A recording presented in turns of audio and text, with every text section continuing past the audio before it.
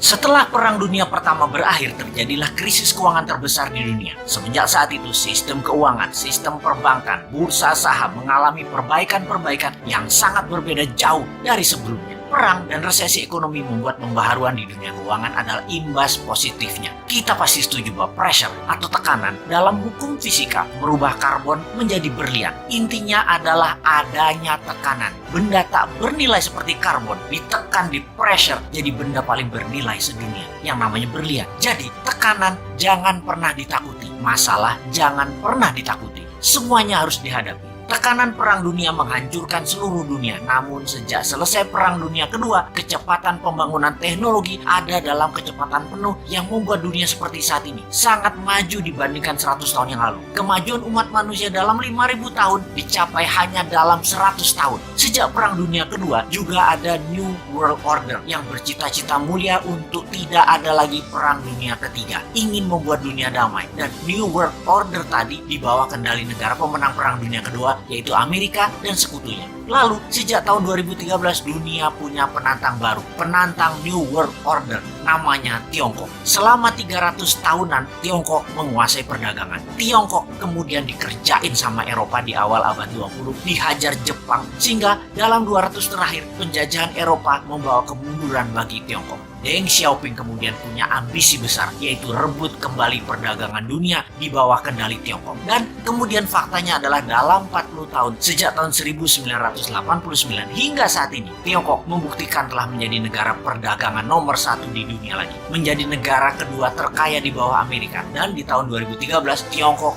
mulai ekspansi ekonominya. Strategi mencaplok ekonomi itu namanya BRI atau Belt Road Initiative, atau juga dikenal dengan nama lain, OBOR, One Belt One Road. Dunia diikat atau di belt menjadi satu, semuanya ke arah Beijing. Negara di bawah Tiongkok diperlakukan seperti provinsinya Tiongkok, sampai menggunakan yuan mata uangnya. Banyak negara Afrika, Asia, Amerika Latin yang mulai dikendalikannya. Memang ekonominya negara tersebut terlihat maju, tetapi hanya fisiknya saja yang maju, yaitu gedung, jalanan, namun kedaulatannya terambil, terutama uangnya. Sungguh, darahnya ekonomi adalah uang, dan uangnya itu harus pakai yuan. Di tahun 2016, seorang Sontoloyo yang namanya Trump menang presiden di Amerika, dan selama 4 tahun terjadilah perang dagang yang dimenangkan Amerika secara telak. Tiongkok tidak tinggal diam. Globalis cabal yang sejak lama bersama mereka memilih presiden lemah yang namanya Biden dan dimenangkan. Amerika mendadak menjadi mitra Tiongkok kembali saat ini. Pada saat PKC Partai Komunis Tiongkok beberapa minggu yang lalu ulang tahun ke-100, Xi Jinping dengan berani mengatakan akan memenggal kepala negara yang berani membuli Tiongkok, akan mengambil kembali Taiwan, Hong Kong, dan Macau. Bukan one country two system, tetapi one country Tiongkok only, dan menyiapkan 1000 silo tempat peluncuran roket berhulu ledak nuklir. Saat ini dunia dalam keadaan Perang Dunia Ketiga melawan virus akan menjadi perang militer Perang Dunia Ketiga sesungguhnya. Pernyataan sederhana dari pakar intelijen yang mengatakan, kalau Amerika tidak serang Tiongkok sekarang, mendiamkan Tiongkok sampai 10 tahun ke depan, Amerika tidak akan pernah menang perang dengan Tiongkok. Tiap tahun Tiongkok akan semakin kuat dan semakin kuat. Indonesia bagaimana? Pepatah gajah berkelahi dengan gajah, pelanduk mati di tengahnya.